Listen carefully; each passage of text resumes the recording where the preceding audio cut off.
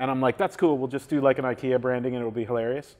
And as I was, putting it together, because she had done like the art on the back that just looks like IKEA instructions for assembling something, I realized like the colors were almost identical to WD-40. Yeah. And like they're also blue and yellow, and I'm like, but that's okay. People will get it's IKEA. It's an oval and this and that. But no, like online on the Facebook groups and stuff, I always see people like, oh, the WD-40 beer, and I'm like, oh.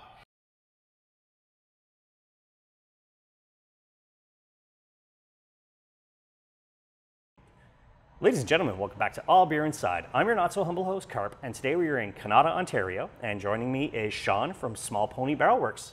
Hey there. Hey, thanks a lot for hosting us today. I understand you had quite a busy day, so the fact that you took time out of your schedule to speak with us about your fantastic beers that I've had in the past and new ones I'm going to try today, I'm really looking forward to speaking to you about your brewery. Awesome, I'm excited too. Yeah. Awesome. So they're hidden behind the bottles, but you brought me out some beers. What's this first beer I'm trying here? So this, that's the first one is, it's kind of like, I don't like to say the flagship beer, but this is, it's called Half Remembered Dream. Okay.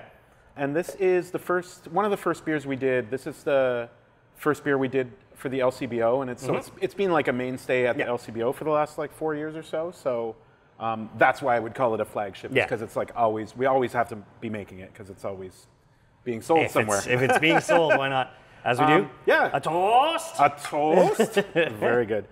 So yeah, this beer's a blend of a couple different barrels that we do. So we don't like, when we brew beer, we don't make like this is the recipe for that beer. Like we're brewing like a year before we make the beer. So like we're usually doing like 5 or 6 sort of recipes that we like age and then we blend them. So this is a blend of one of our Berliner Weiss recipes and then one of our like sort of stronger golden sour recipes. So like we blend them 2 at a ratio, and then we use rose hips and hibiscus in this beer. So yeah, beautiful nose. I know I've had this before, and whenever I've come here, well, the only other time I've unfortunately come here because there's so many breweries to visit now, a friend of mine in Montreal is like, dude, buy me these and bring them back, and this was one of them. So yeah, so it's kind of floral. I always get like a kind of a Swedish berry kind of vibe out of it.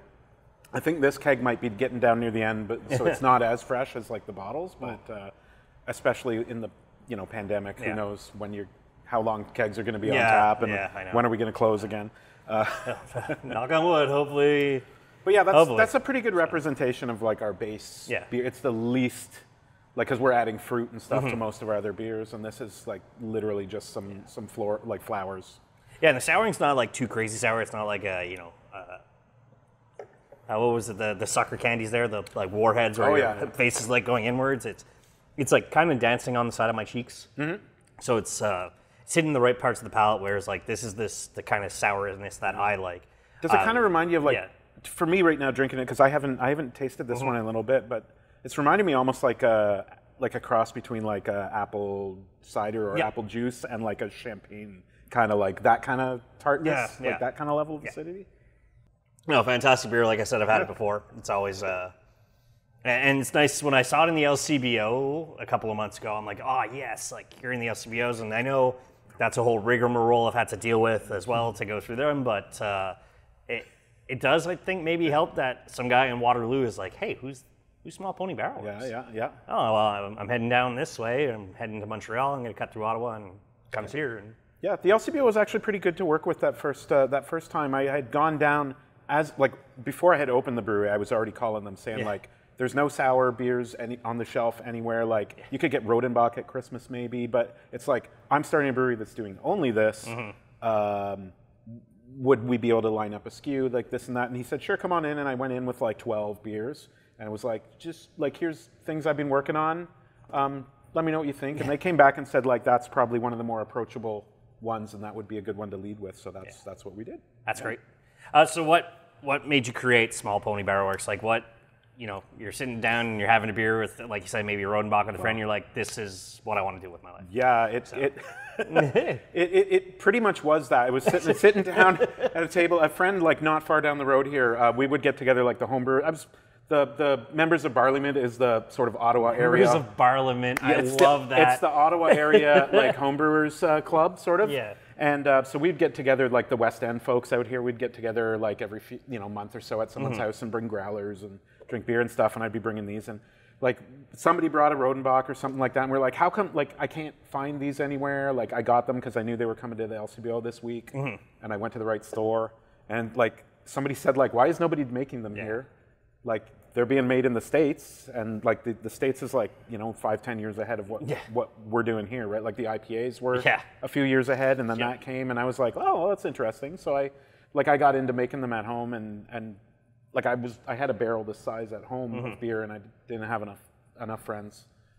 So it was, anyways, one thing led to another, and like, I had been talking with another brewer who was looking for partners and stuff, and I was sort of like, so I got kind of a look into like, what the financials might look like and all this, like the planning and what was required, and said like, I could probably almost do this myself, right? Like, and so I kind of like just went down that path, really. That's I gotta say, Barlament's a great like home brew sub name. I know back in Montreal they're called the Montrealers, so it's pretty unique. I'm sure Toronto has quite a unique name too for their home brewers. It's the creativity of the like craft beverages in general. The creativity is mind blowing sometimes of what you guys can do with 4 ingredients to start, and then let's add an adjunct here, let's add this, and then you blending as well. That's like a whole other level that some people are just not ready for. So it's pretty crazy. And what made you decide that you wanted to do a more barrel focused instead of like straight to consumer lagers and things like that? For sure, like there's demand for it, but what made you decide like this is what I'm doing because I like it and going from there? It was really kind of that. It was like that was there was kind of like a hole. Like there was a few things. There was like a hole in the market there, and I said like, we should have a brewery that does that here in Canada, or well, I think we were the first in Canada doing that exclusively. Right, so like there was, you've got Cascade in the States. There's the Rare Barrel. There's breweries like this that are doing it, and I actually went out and met them all, and talked to them. So like there was it wasn't being done, and I was there were so many other breweries popping up that I just didn't want to be lost in the like not lost in the noise, but like it was starting to become like not an obsession, but like kind of my favorite style to play around with at home. And I, like I could make a blonde ale or a lager or something, and I just didn't want to be another, pale ale, stout, lager, red brewery. I thought it would be nice to do something like Steam Whistle, right? Like pick one thing and do it well, right? Yeah. Small Pony Barrel Works, pretty unique name, the Small Pony part. Why not like Kanata Barrel Works or anything kind of town-based, or even, I'm not going to use your last name, but just say like Sean's Barrel Beer or whatever. It's what made you decide Small Pony? I mean, naming things is always hard. Like there were a few front runners. I think Sour City was one, but there was already too many breweries named something city.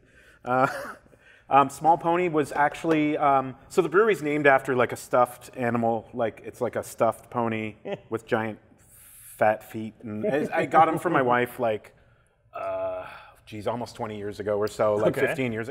Anyways, just kind of being like our house mascot. He'd like come on road trips with us. We didn't have kids or pets or anything, so like just this little stuffed horse would like come with us to my parents' cottage, and we're like just kind of our mascot at home, and that it just became a it seemed like a good name, and animals in names are always good. Like it's a good visual. You've got a thing to represent, like to associate it with. So very cool.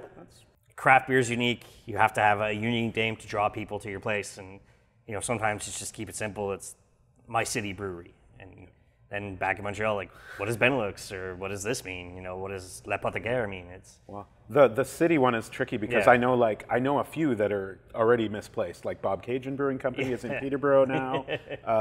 Dunrobin Distilleries is like in Stittsville.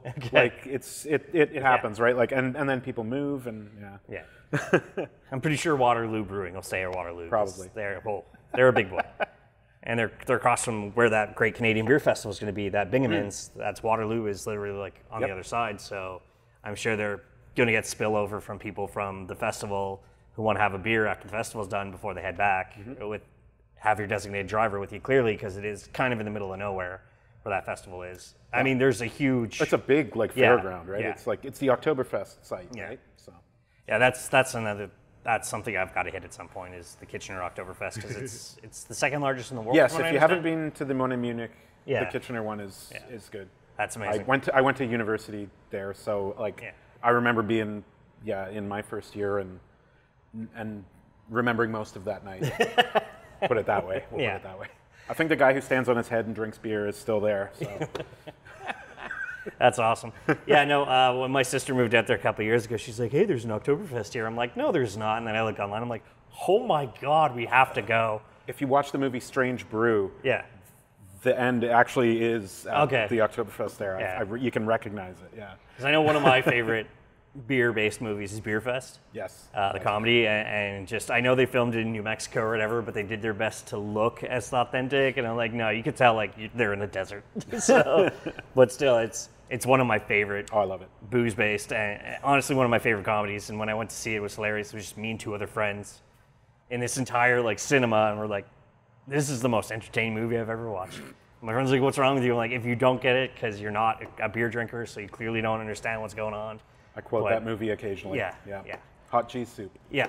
Not just hot cheese soup. The Barry Bathernat stuff doing it with my friends when I'm getting picked. It just continues. Oh God. We're planning at some point because is that the one with the ZJ? Yeah. Okay. If you have to ask, yeah, you can't afford it. Can't afford it. No, that's right. That was this show started as a podcast, and we actually did a watch along of Beer Fest nice. As the podcast too. So that's something that I always once a year. Beer Fest is on my TV at some point in September, October. So, awesome.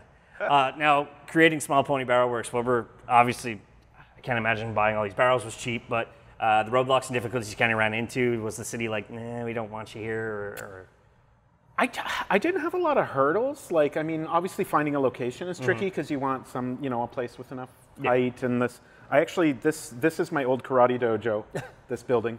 So I was familiar with it at least, and I knew like the roof leaked in a couple spots and like this and that, but like, and there was also another brewery next door. Like it just seemed okay.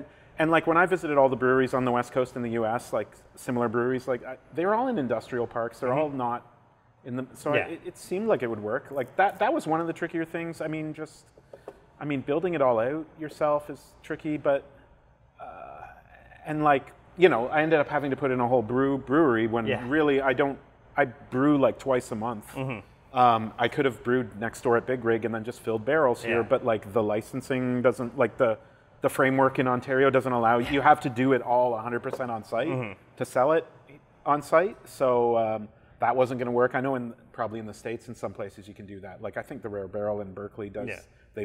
They were buying from I can't remember. Which it was Jamil Zainashev's brewery. I'm pretty sure that's where they were buying from. But they would brew elsewhere and then truck all the wort over and then ferment it in the barrels. And actually, Halcyon out at Bose was trying to do that model as well, and they couldn't, so they ended up having to partner up and buy all the gear and stuff. And now financing is never fun. That's a big pain, but and now kind of all the things. Yeah, Bose and I guess under the Halcyon brand as well are owned by Steamwhistle now, right? Yes, so I didn't know if it was just that, because I know like sometimes like Descendants in the Waterloo region, at one point, I don't know if they sold, but it was like, we're selling everything, we're selling recipes.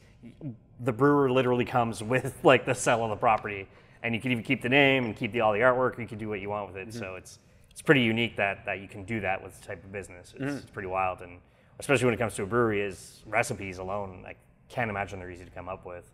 So, it's, and then with the blending, it's got to be even more wild because you're trying to balance out the beer. It's in the barrel, so it's a challenge. Like, I mean, just constantly coming up with new things is tricky, and then because the timeline is so long, right? You can't just say like, somebody like it's peach season, like, but we should have bought peaches 4 months ago. Like people want to drink peach beers right now or something, right? So like.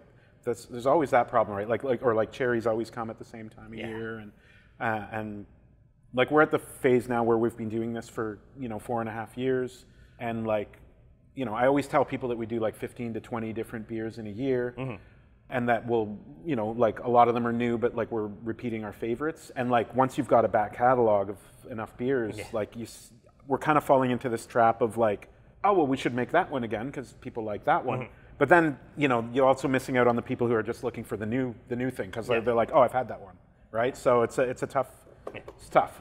It's been around since when? 2018 you started? 2017. 2017, yeah, okay. Yeah. And what month about? Well, I got the keys to this in like January, and then I Okay. couldn't open until December. Okay. So like that was probably Yeah. one of the big hurdles, was just a big financial outlay at the beginning. Yeah. Because it was like brewing beer, filling barrels, brewing beer, buying fruit, buying everything for like 7 months before I could sell the first one. And So you're paying rent, but you're not making any income. no, so exactly. it's So you're crazy. just burning through the money, and so like a winery would be a Yeah. similar kind of thing, right? I'm sure like cideries too. Like unless you're already on an orchard, Yeah. it can't be that easy. Yeah. Going to get the apples and then letting them sit Yeah. and letting the Oh yeah. letting the little biological monsters eat away at all the sugar and fart out alcohol. So Well, I mean, like I mean, you could if I was a different brewery, I probably Yeah. could have contract brewed it somewhere and Yeah. like had another brewery produce a beer for me, but then I can't sell it because of the rules. Yeah. It's definitely your uniqueness too is a draw for people visiting the Ottawa region. As you mentioned, like Brew Donkey comes by, and I'm sure the people who went from a brewery down the street where there's like, oh, here's a lager and an IPA, and then all of a sudden they're like, here's some wild Yeah. fermented barrel-aged beers, and it's just like, whoa. Yep. So Yeah. that's I always just tell people, like, when we're doing the tour, I'm like, you guys have already been to a brewery today? Yeah. Yeah. Okay, then this is the same. Yeah. Everything after that part is different. except for these. Yeah. Everything So- after the brewing. Yeah. What's beer number 2 I'm trying here? Beer number 2, does that smell like raspberries? Yeah, that Yeah. looks like it. It looks like this color, the Yeah. red one. Yeah, that's Jam Hands. So this Okay. is, it's a similar blend to the first one, Half Remembered Dream, but it's like aged on raspberries. Okay. So like we normally like age the beers like 9 to 12 months, and then the fruit takes an extra like 2, 3, 4 months. So like it's like hurry up and wait. Yeah. And we use a lot of fruit. Like I want to say the raspberry one not as much as some of the others, but like it's probably about, I think it's around 200 grams per liter of fruit in this beer. So and raspberry is ridiculously expensive right now. Like there was a shortage this year, and like normally if we were buying like a raspberry pureed, like the prices went up like 80%. So I ended up this last time I ended up sourcing like frozen whole raspberries for that, and like so it's interesting because it's the same beer, but it's slightly different fruit here and there every now and then. Composition of the fruit changes from being like frozen from fresh. Yeah. Yeah. So, like, I mean, like anything, like you can go to the store and buy this IPA throughout the year, and it'll be different. Yeah. 'Cause, like, you know, harvests are different and everything for hops. Awesome. Yeah. We do a toast. A toast.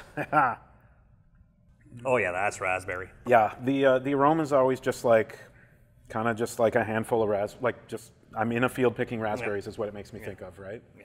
And a lot of these beers aren't as funky as some of the other like sour beers that you might find out there, like I want to say like Russian River or Jolly Pumpkin or something like that. Like these ones are a little more sort of clean and dry, like if you've had any from Cascade. That's kind of like the style I enjoyed more. But we are playing around with like a little more aged hops, like Lambic type brews, and I have one. I put it in the freezer. We can actually taste it at the end if you want to see how that one's coming along. I'll never say no to try a beer. It happened with this Flying Monkeys. He's like, yeah, I've got a beer that has been sitting in my office since 2016. Want to try it? I'm like, is water wet? Like, yes. So this one's a little more sour too than that first one, probably because just like raspberry as a fruit is pretty sour. So like, it's like.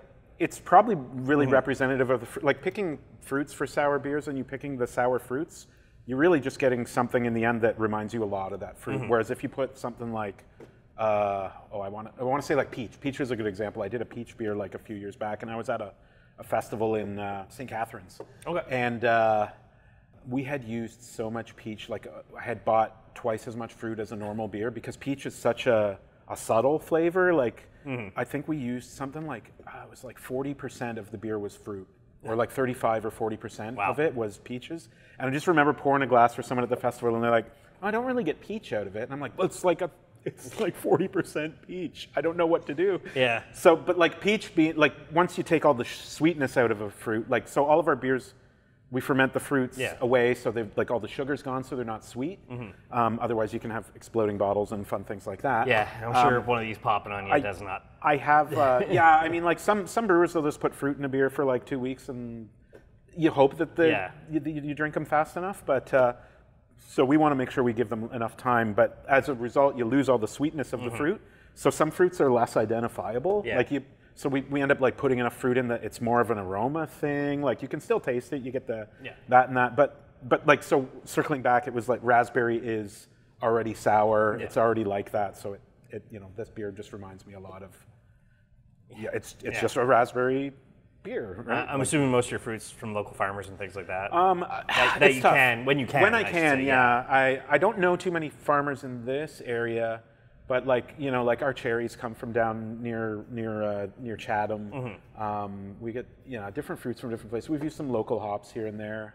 Yeah, I mean, a lot of the time we're just calling and ordering like frozen fruit or something like that. But it's nice to time it to the harvest to get fresh ones, but it doesn't always work out. Or wine grapes, right? Like I'll go to a Kin vineyard down the road, and when he's pressing his grapes, and I'll get the grapes after he's pressed them, and like that. We try to do that every year. So. And then your spent grains and your spent. That's all going to a farmer locally, right? Yeah. He comes and picks up. I think it's feeding cows. Yeah. Well, I mean, instead of you paying for composting, here, take this off my hands. Our farmer is like he actually he's told me the animals really like your grain. Like we're using like lots of oats and wheat and spelt and stuff like that, but we're also not throwing a bunch of hops in the a lot of breweries, they'll like throw out all their grain and the hops with it and stuff like that. So, or like crystal malts and stuff, like, or roast malts that are just a little more harsh.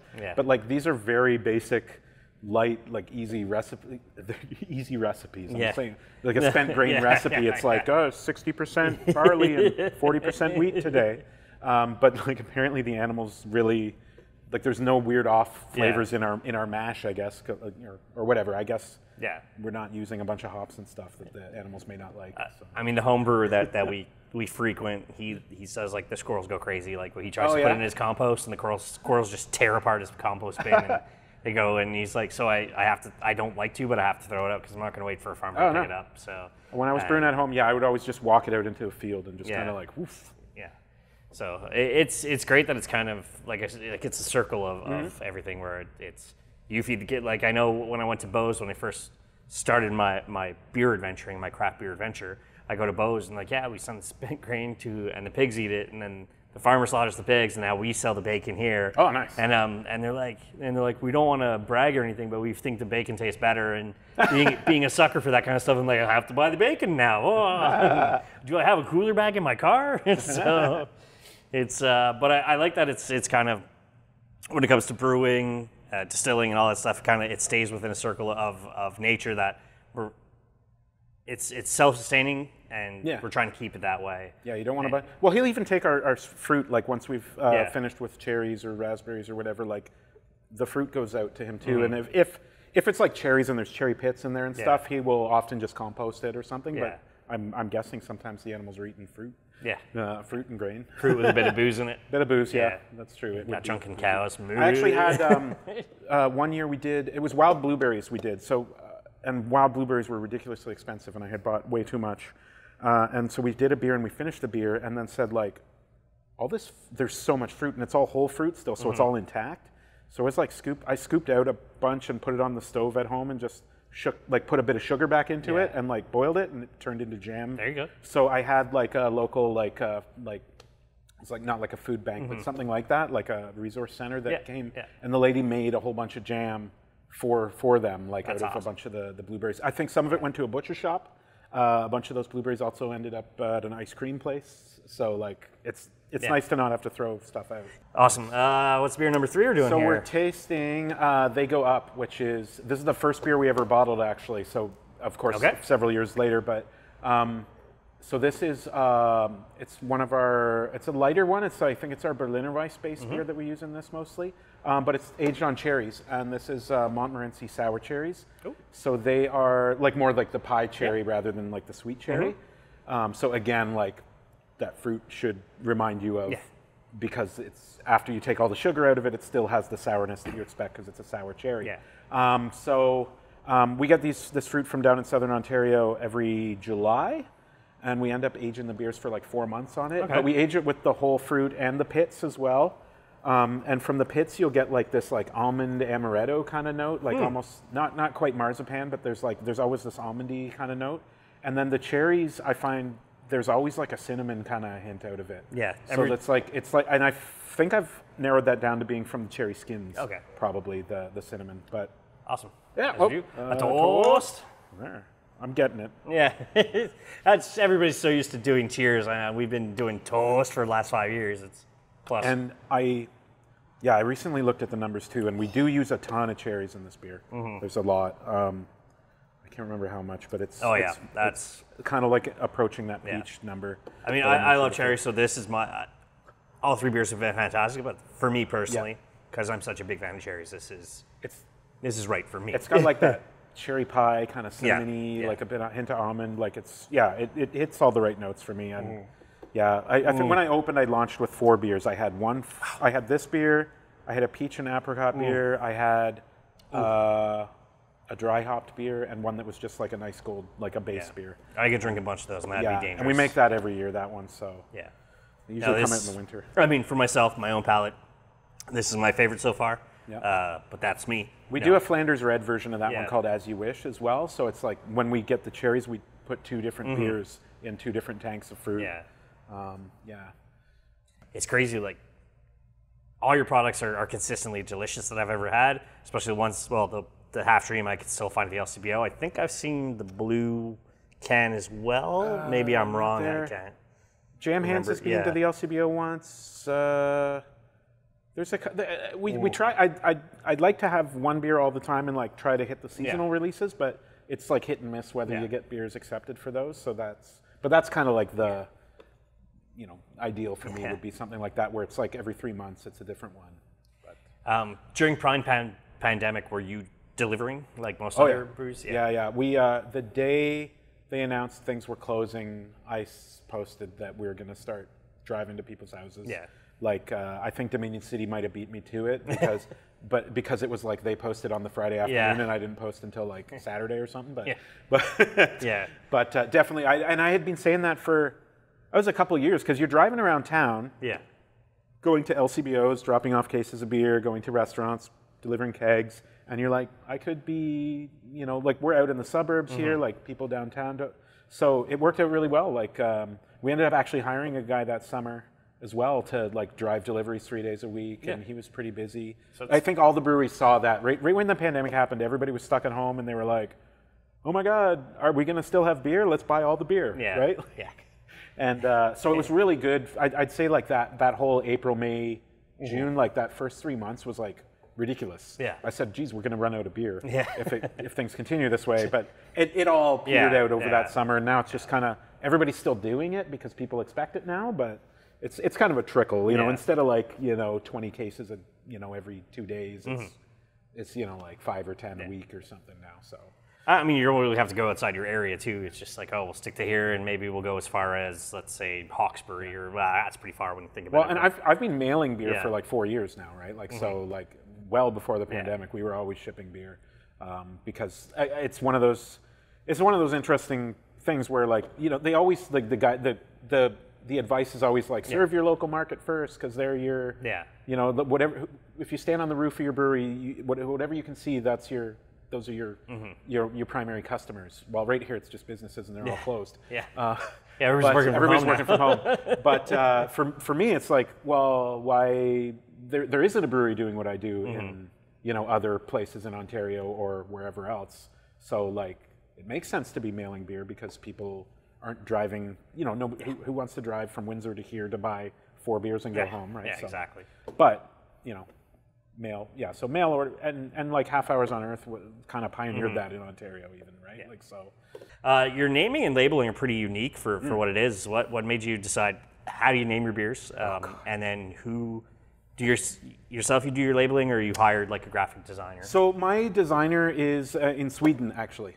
Okay. So she is her name's Lotta, and she is the sister of a friend I knew from a previous life, previous work life. Wow. Like I used to work in the tech industry, and like we had an office in Sweden, and I would go visit. Like I knew some guys over there, and the guys I knew over there were all designers. So when I was starting a brewery, I was like, I need like a logo designed. I'm going to email everybody I knew over there who was a designer. And they're like, I don't really, do that. But you know what? Call my or email my sister. Yeah. because she like she's like partner in a company that does that. I'm like, oh, awesome, right? So like that was great. So she came up with the logo and the font and all, like all that stuff, and like the first label design as a template. And then like, so I've just had her doing art every time. I'm like, can you do you know, whatever. I give her like vague ideas and they come back and I'm like, oh, great. Or like, oh, we work on it a little bit. And like, I think we still have the one with the sled dogs was the hardest one for her to do. I'm like, just, there's this beer here called West Pole Expedition. And the joke is that like, there's no West Pole. Like, so I said like, can you just have like a dog sled in just heading left? Like just like off in the distance, like perpetually. And she's like, she had the dogs like coming up to their face looking at you. I'm like, no. The joke is they're going left. Yeah. Like just out on the ice somewhere. And so that was a tough one. I kept like getting, I was doing sketches and stuff. And she's like, oh, okay, yeah. So like pretty funny, but like she does great work.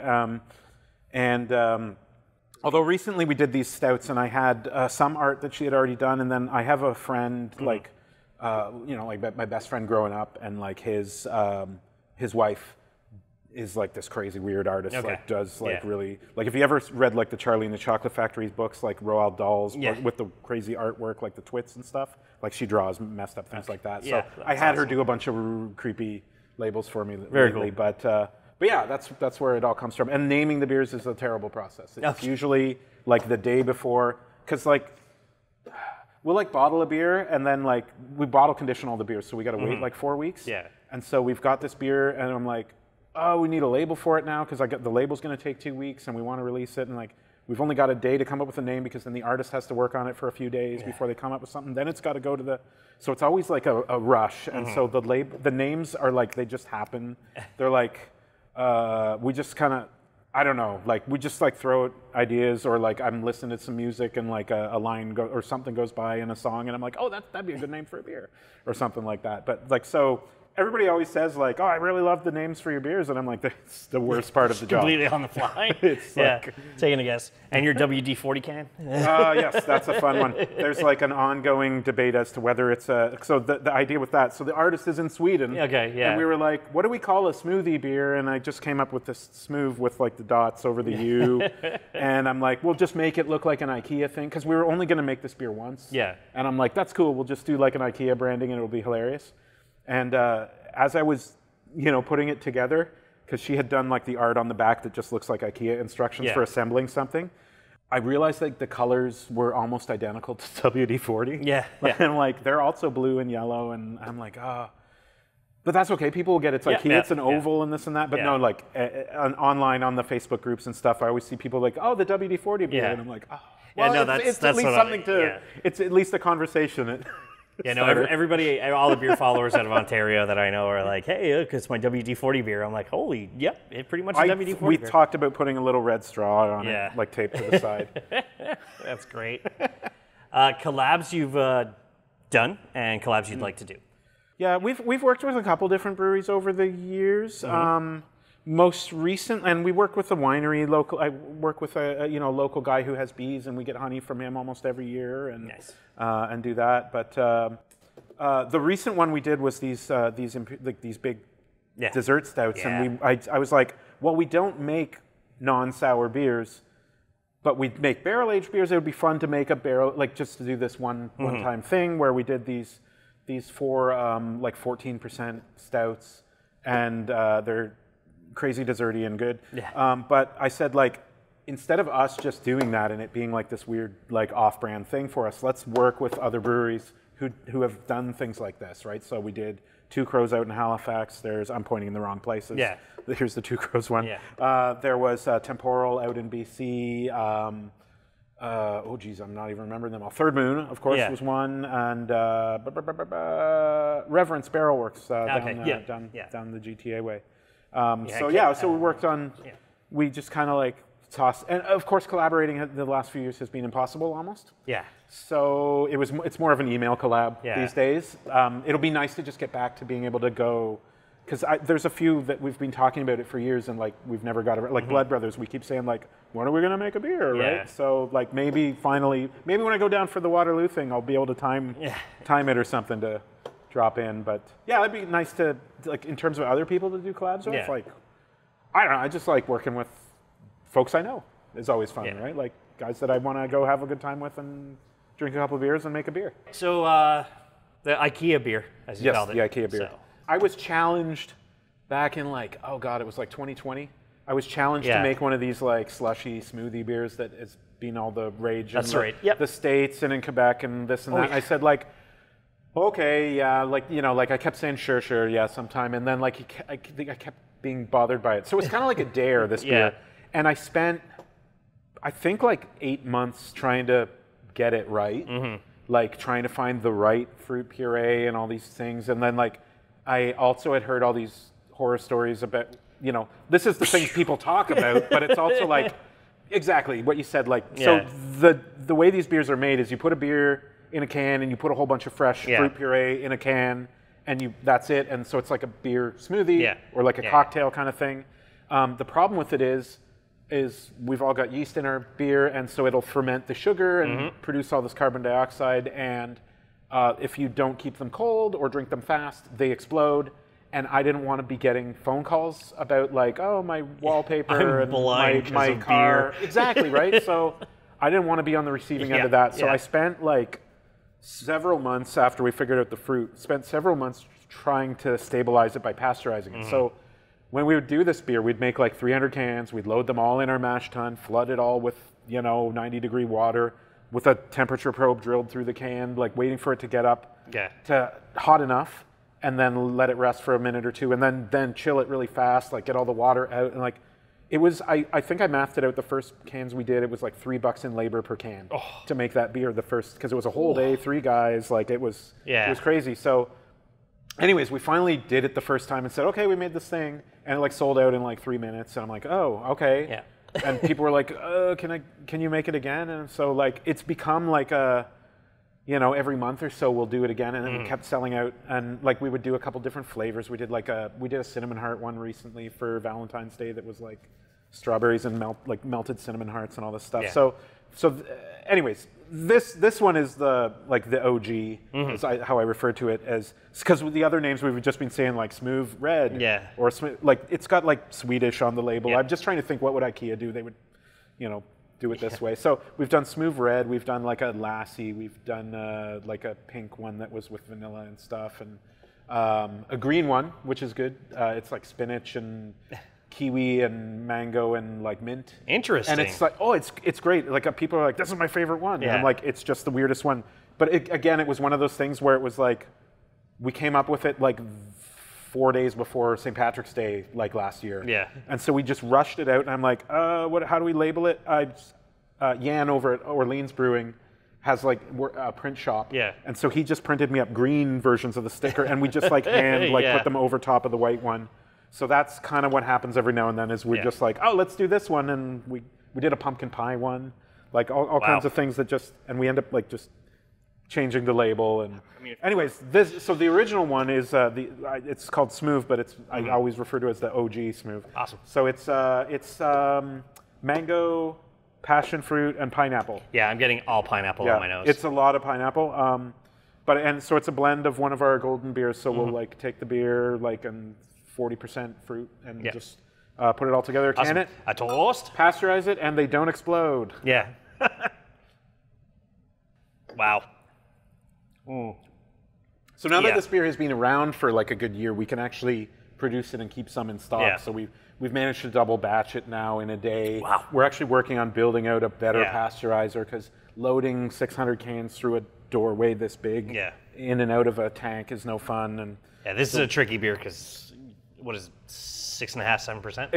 It's like 5 or a little under 5. It's on the low side, because that's not bad, otherwise you're brewing like a 10% beer to blend with fruit. So we're not going that high on the beers. So we're playing around with that idea, but it's fun. It's at the approachable level. Yeah. It's basically the best description I have for it is like if you like champagne and orange juice, like a mimosa. Yeah. It basically has replaced that for me for brunch. Yeah, this is it's a breakfast beer. Yeah, almost. This is a breakfast. I can just eat my eggs and bacon and drinking this. This is wow. No, that's That's a deceivingly dangerous beer. It's the same thing that I've been getting caught with. And you can't drink a lot of them because they're filling because of all the fruit, right? So, and like the nice thing about these beer that's different from the other ones is now that we figured out how to do this pasteurizing, and we bought a little canner because we were like, oh God, we were like, one guy on the production line was like pouring fruit into a cylinder, into each can. Someone was just with a beer gun. Then the next guy was seaming it on a seamer. And like, it was just so painful. And now we've managed to, we said, well, we'll keep doing this. And we bought a tiny little canner that can, like 2 guys can run it. And so now we can do this in like, what used to take us many hours can get done in like an hour and a half. That's great. Something, right? So much better. We're much happier now. And then we can also play around with the canner and do some other little can projects. But like, you know, we're still mostly working on bottles, but it's like cans is a thing. We're just kind of doing like special things every now and then. Well, I mean, you can see most of the bottles hanging right next to us, and there's the labeling machine that when we came in, you know, we ordered our beers, we were drinking it, and we were watching the girl behind the counter just labeling a beer, waiting for somebody to come in to order a beer. And so it's, you know, it's purely physical love that's bringing people here to keep, you know, people are coming back, and it's like they're watching everything kind of in the process of being done. So that's nice. Well, that's, I mean, like you can see, I wanted to make sure it was open. Like a lot of the breweries I had visited, or some of my favorite, like it's just such a nice ambience, and like that's kind of like what we're going for. So I didn't want to like have it walled off. I know at Big Rig next door they have like the big window into the brew house and the big window into the canning line, but I didn't want to go that far. And like it's very helpful to be able to drive the forklift through here or put stuff, because we're spending so much of our time just moving stuff around, right? Like we need that barrel from the middle. Okay, let's move all these stacks out, and we need somewhere to put them. So it's nice to have the extra space available to us, and you know. And how many barrels do you have? I think there's 160 right now in here. Wow. Yeah, and they're all California. Like they're all from the Napa Valley, from wineries there. So I just loaded a truck and sent them up here. It was a cross-country trek. Yeah, there you go. That's great. When it's safe to, and when you have time to, go on a vacation that's focused on beer. What's one that you haven't done, or one you've done that you'd love to do again? Oh, geez. We were talking about it earlier. It's, Vermont. I've never been to Vermont, and everybody always says, "What do you mean you've never been to Vermont? You know, you live in like Ottawa. It's only a couple of, it's like driving to Toronto." And me, like, I grew up in Southern Ontario, so like Vermont was probably like a farther away place. So it's, you know, I think I may have gone through there when I was a kid with my parents on a road trip or something, but I just don't realize that it's that close. And it's, like I said, Jamie over at Ridge Rock used to brew down in that area, so he knows. So we're talking about kind of trying to get a van and like, you know, 6 or 10 dudes and all the brewers, and just kind of go for a nice weekend trip or something, and that's something I would look forward to, is going down there. I'd also, like, the last time I was in Belgium was probably 10 years ago, and that was before I was into the sour beers. So just when I was over there, it was more like I was looking for the Trappist beers, and now if I was going over there, I would be looking for a totally different lineup to be drinking. I would also be drinking the Trappist beers. So I'm a beer venturer. I like to go around and find, but I pre-plan. But let's say somebody comes here because they get dropped off with a friend who's not really a planner, and they hear about you guys from somebody else. Come here, try some beers, buy some to bring some home. Friends in the area, now we already mentioned Calaboogie and Big Rig, but some other friends in the area that you like, go here. These guys make great beer. They're not too far away. I see there's a bus just that keeps passing. Oh yeah, so like public we're right transportation. On the bus comes here from downtown. So like it's easy. Like, I mean, obviously the obvious one is that there's 3 breweries in the same parking lot almost here. So that's like, even if you're, you know, you take the bus out or drive out, like have a DD, whatever, but like you can park out here for several hours and just like visit the 3, have lunch at one, try the others, and then something different here. And we've got this nice like Polish, like Ukrainian deli right next door now, so they've got like all sausage and meat and stuff. And we're actually gonna kind of like do a thing together probably out front here, like on the patio, where we can. Well, we're just in general, like you sit down at our place because we don't have enough space for like a restaurant. You know, we've always just had kind of a cheese board, but now we can like actually put their food on a menu, and you could just go outside, order beer, and then order food, and we'll just kind of put it together. So that'll be good. There's a bakery in the building too that does stuff. But like, you know, there's I think I counted, like when we were doing the festival out here and I was inviting all the breweries, I think just from Bell's Corners, which is like kind of the next exit before Kanata, there were like 12 breweries just like in this kind of like area. So it's like Whippersnapper, Kitchissippi's there, Evergreen is here, Brew Revolution, Covered Bridge, Ridge Rock, Big Rig, Calabogie, Small Pony, like I'm probably still missing. If you go further to Almont, you're at Crooked Mile, and then I've been there. I've never been to Crooked Mile. That's Nick's brewery out there. It's a small place, and his focus is English style beers, so different from everybody else is doing. But yeah, and then you hit Carlton Place and there's. But like if you were to just people often, like, it's funny because I'll be delivering beer to someone downtown and they're like, oh yeah, you're just so far away. I'm like, I got here in 15 minutes to drop off your beer. You're in Westboro, right? I mean, if you are gonna come out for a drive, you can do like a decent beer tour just in this kind of like 3 highway off ramps here. You can hit like 10 breweries, right? So it's nice to see that, right? Like, because otherwise Ottawa and the zoning makes you put breweries in industrial areas. So otherwise you're driving to Orleans and then you're driving south to Nita and then you're driving to, so it's nice to see clusters.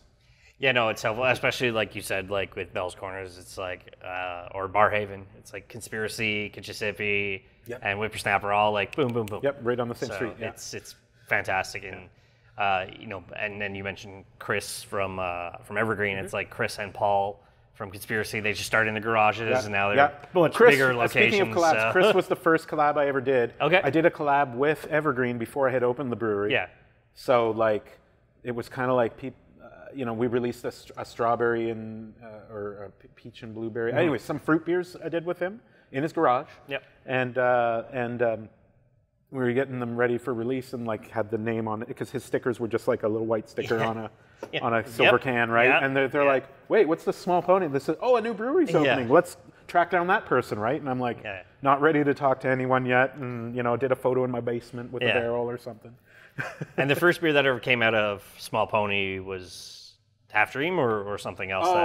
Well, it was the 4 that we launched with, which was the cherry beer and like a dry hop beer. There were 4 of them. Orange Whisper, that one. PA System, which was the peach and apricot one, is the one beer we've never gone back and done again. Okay. Maybe this is the year for that, because I just got approval this week to do our peach beer for the LCBO in the fall. So nice.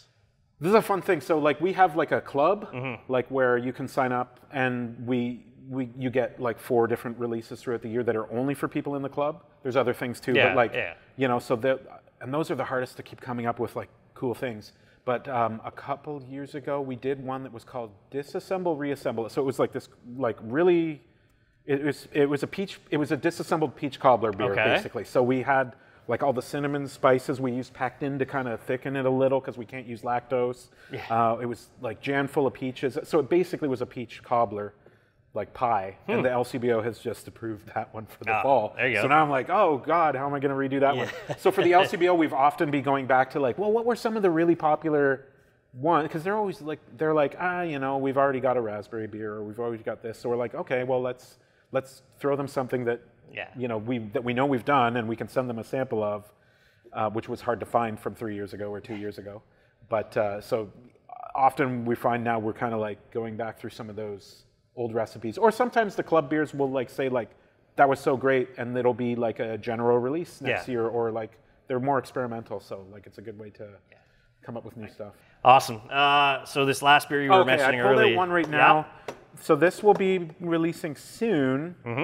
And since this is airing in the future, it's already out. This is so like the traditional old world style sour beers are the Lambic beers, right? Like they're made in Belgium. So those are like, they're open fermented outside, like with wild yeast. And this is like Cantillon and Dreifonteinen and these guys are doing.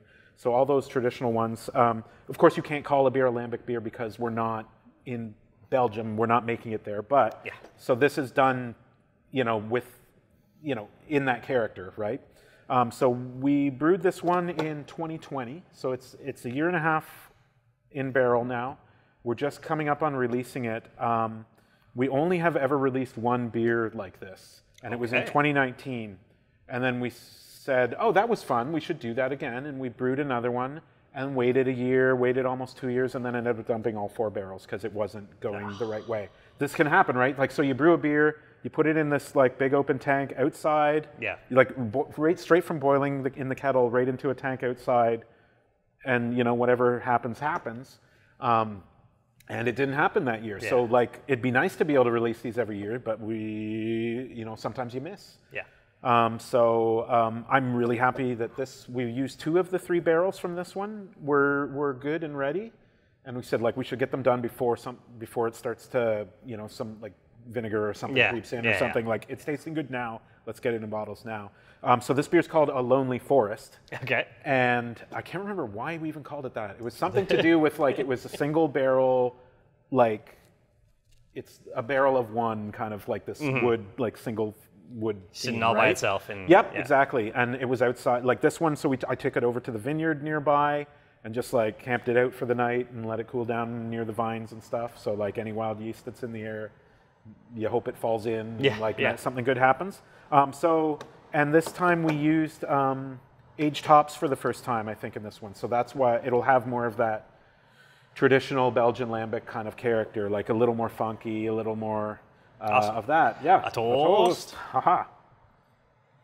So if you've had like those Belgian style ones, this is. Our other beers are more clean. They don't have that kind of aged hop note. Yep. So this is. I'm excited for how this has come out.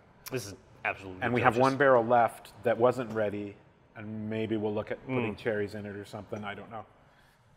Well, I mean, clearly you blend a lot. Yeah. So it's just a matter of getting those notes right in the end. And yeah, this is incredible. What's this coming in at for alcohol-wise? Oh, geez. This year, it's probably high 6s. Yeah. 6.8, 7, somewhere around there. Yeah, I'd say around 7. Like from what I'm getting. I'd have to look at the label. Kind of tastes like a 7. I don't have a label yet. It's coming this week. It's that's one thing that always gets me is like certain stouts. It's like it's 12%. I'm like, no, it's not. It tastes like chocolate milk. Yes. Like, Well, with the stouts where they finish, like so normally our beers dry right out to bone dry. With the stouts, like we use so much malt, and like the point of making the sweet stouts was start with so much malt that the yeast will not be able to ferment it any further than. And it will stay sweet, right? So like it landed at 14 because the yeast kind of dies off at some point and can't do it anymore. And that's why it's still sweet at the end, and that's why we do these dessert versions. But you won't get like a 6% dessert stout because it's going to be dry unless you pasteurize it or do something funny with adjuncts. So, and there's Brett in these ones too, which would normally just dry it right out. And we just gave it enough time, but I gotta say, you make some wild beers. You're some of the more unique beers I've had out of the places we've been lucky enough to interview. I mean, I've been a fan ever since I tried your beers. Nice. The fact that I started seeing the LCBO in the last couple of years is even it makes me hopeful. We sent beers to the SAQ last year, even. Oh, that's I'm sure the cherry beer was at the SAQ. I think I saw Half Dream too at the SAQ. So it's coming. Hopefully, that's my big thing is we got to drop these beer borders we have. Oh my God. Yeah, I can now mail beer to 4 other provinces that do not include Quebec. Yeah. Yeah, I don't know, like seeing, I go down to Vermont and it's like, oh, I could buy beer from Texas in Vermont. I could buy beer from California. Yeah. Why can't a store my old, now let's say, okay, you obviously want to stay province. I think I'm Nova Scotia, BC, I want to say Saskatchewan and Manitoba. Yeah. I think those 4 now, are open. Because there used to be like, federal rules that wouldn't let you mail interprovincial beer, and then they dropped that a few years ago. Yeah. And now it's just up to the provinces, and several provinces have just said we're cool with it. So for Small Pony Barrel Works as a brand and everything else, what's next? I guess I was talking about cans. Like we're kind of looking at, trying a couple different formats. Maybe looking at at trying to do a beer in a can. We're also we were very happy when we did these stouts. They were very well received, and they sold quickly, and people for weeks kept asking, do you have any more of those stouts? I'm like, no. I have just like a 4-pack or like 2 just for that I'm keeping for friends or something. But I think one of the things we're going to play around with next is actually probably looking to try and plan to do a few more of those kind of stouts next. we've always been the sour beer brewery, but it doesn't say that in the name anywhere. Yeah. My friend always says that. He goes, it doesn't say sour in the name. And I'm like, yeah, but that's kind of like we wanted to do one thing well, and that's always been the thing that I've done. But we can always do an occasional something different, right? So I think what we might do is even just retire a few barrels to make space for a few more spirit barrels to age some more of those stouts for the winter or something like that. So just kind of looking at maybe trying out a couple different things. Love in it. The future. Yeah. That's great. Yeah, and I mean, your innovation is something beyond belief. For like I said, sometimes I love going to, like, I live near the St. Ambroise Terrace, and it's a giant football field patio. And I'm like, you know, at least they consistently make their pumpkin ale, and they consistently make this. And then sometimes it's, I want to come out here and I want to experiment all these crazy beers. Yeah. But then I'm like, well, I'll start with a nice light lager next door. It's that's just me. But, you know, and there's people who just love just either sours or the new IPAs, and those. It's a niche market, but you have enough of a market that's coming in that you said you released the dessert beers and the SMÜV smoothie, and they sold out like instantly. Yeah. So there's clearly demand for your beers out there. I think our one limiting factor there is that we are like a infected brewery, right? We're 100% trying to make a lager in here, it would just be a sour lager in the end because something would get in it. And that's the reason other breweries don't do this kind of, like they'll do kettle sours and quick sour beers like that, is because they just don't want that bacteria getting anywhere near their other equipment and their other beers. I mean, over at Big Rig Lawn, the owner got me like a rubber mat that you can fill with acid, so that like when I go over there, I can walk through the mat of acid before I go over there, right? And like have my boots clean. So like there's always that concern, but we have the opposite concern, is that I don't think I can make a clean beer.